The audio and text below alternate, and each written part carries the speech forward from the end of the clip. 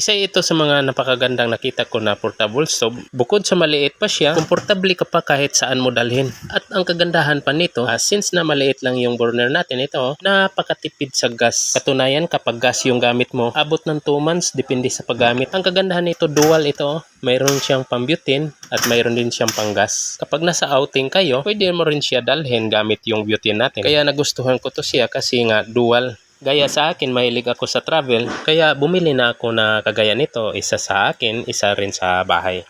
Dito sa loob, mayroon na tayong dual regulator din. Ito yung para sa pang-butane at saka para sa gas. Dito yung sa butane can. Since nakakabili lang natin to, wala pa tayong butane can, yung gagamitin natin sa pag-test, yung gas tank talaga mismo. Dito muna tayo sa pag-operate, paano pag-ignite. Ito, ipupush mo lang to siya until na tumunog. Gaya nito, yan, tumunog. Yung igniter kasi niya nandoon sa baba, kaya dapat isagad mo talaga siya para mag-ignite or mag-click. Kagaya nito, ayan o. Yun. Pababa lang para mag-ignite. So, yung butane naman, isa lang rin yung switch. Dito pa rin.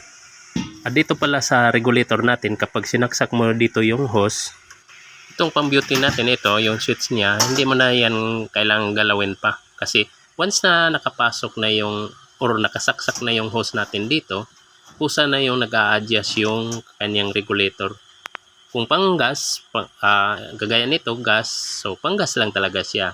Hindi ka matakot na baka mo mag-leaking yung para pang-butane pag open mo. Ito hindi na kasi ito magagalaw yung para sa pang-butane kapag gas yung gamit natin.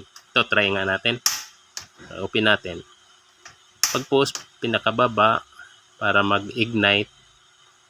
Pitin natin. Yan. Yun yung pinaka-max niya.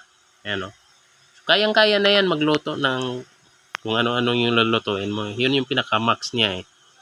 So, yung butane natin na switch, ayan o, kung napapansin nyo, nakaangat yan. So, hindi na yan bababa kapag nakagas tayo. So, hindi yan nagli-leaking doon sa loob.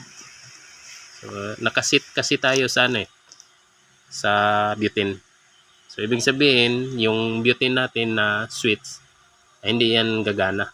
Ito yung pinaka-low niya. Kung baga mag-init-init ka lang. So, depende yan sa'yo kung ano yung isip mo. Ito yun naman yung pinaka-max. Ito hindi na bubaba eh. So wag mo nang galawin yan kasi nakasit tayo sa gas. So ito yung kagandahan niya kasi dual nga. Pag nawalan kayo ng gas, so mag-butane. Yan lang mga idol. Salamat!